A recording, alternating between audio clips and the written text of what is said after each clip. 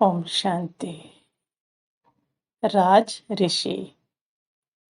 बाबा अपनी कई मुरलियों में कहते कि बच्चे, तुम राज ऋषि हो, अर्थात राजा भी हो और ऋषि तपस्वी भी हो और पवित्र भी हो।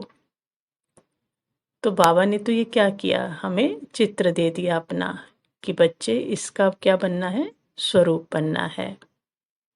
तो राजा माना क्या, सभी स्थूल और सूक्ष्म कर्मेंद्रियों के ऊपर हमारा राज्य हो, सब हमारे कंट्रोल में हो, और उसमें सूक्ष्म कर्मेंद्रियां मन बुद्धि भी हमारे कंट्रोल में हो, क्योंकि मन को घोड़ा कहा जाता है और इसमें अनंत शक्तियां हैं। लेकिन इसकी लगाम किसके हाथ में हो, मुझ आत्मा राजा के हाथ में हो, तो फिर ये बहुत तेजी से हमें अपनी मंजिल पर पहुंचा देता है। तो मैं आत्मा क्या हूं, इन सभी की मालिक हूं।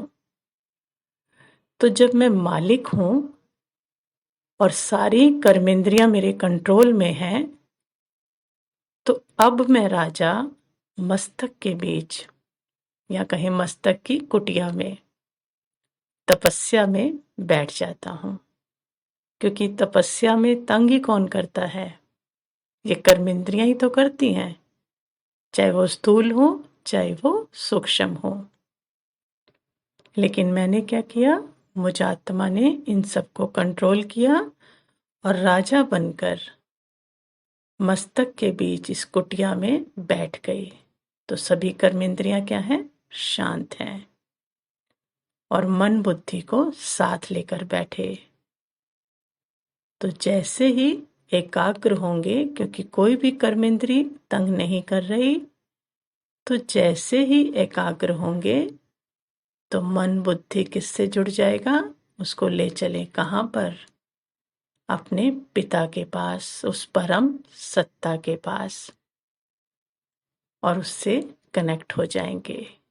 तपस्या करते, तपस्या करना मतलब उस परम सत्ता के साथ कनेक्ट हो जाना। तो जब उससे कनेक्ट हो जाएंगे तो पावर आने लगेगी, मुझ राजा आत्मा में पावर आने लगेगी। और जितना मुझ आत्मा में, मुझ राजा आत्मा में पावर आने लगेगी, उतना मेरी कंट्रोलिंग पावर बढ़ती जाएगी, उतना मेरा इन कर्मेंद्रियों पर जो राज्य है, जो अधिकार है, वो और भी स्ट्रांग होता जाएगा। मतलब पहले तो मैं बैठी इनको कंट्रोल करके, क्योंकि आत्मा राजा थी।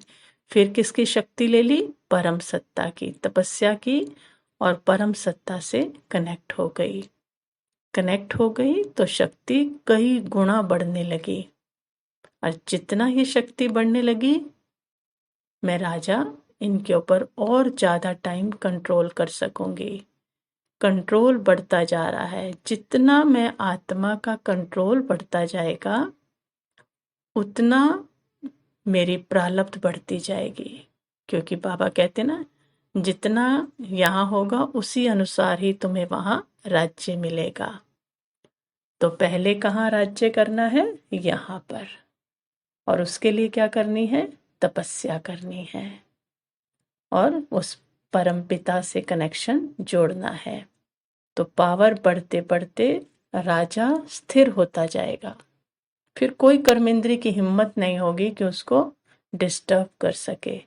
तो जितना यहाँ अब राज्य करने की अवधि बढ़ती जाएगी सूक्ष्म और स्थूल कर्मेंद्रियों के ऊपर, उतना सतयुग में हमारा राज्य भी बढ़ता जाएगा।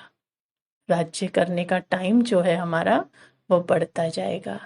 इसलिए बाबा अपने बच्चों को कहते हैं कि बच्चे, तुम राज ऋषि हो, तो इस स्वरूप को अपने अंदर समाते जाना है कि मैं आत्मा मालिक भ्रकुटी की कुटिया में बैठी हूँ, तपस्या कर रही हूँ, कनेक्शन जोड़ा हुआ है, पवित्र बनती जा रही हूँ, शक्ति बढ़ती जा रही है, स्थिरता बढ़ती जा रही है। इस सिंहासन पर, मस्तक के सिंहासन पर स्थिर होती जा रही हूँ, और जितना स्थिर होती जा रही हूँ, उतना वो राज्य मेरा क्या होता जा रहा है, स्थिर। अपने आप ही ऑटोमेटिकली वहां पे राज्य स्थिर होता जा रहा है।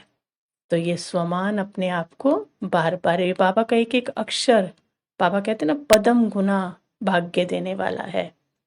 तो ये छोटा सा शब्द बाबा का राज ऋषि, ये स्वमान को अपना स्वरूप बना लेना है, तो फिर हमारा वहां स्वरूप जो होगा सतयुग में आपे ही तैयार होता जाएगा। तो मैं कौन हूँ? राज ऋषि हूँ। अच्छा, ओम शांति।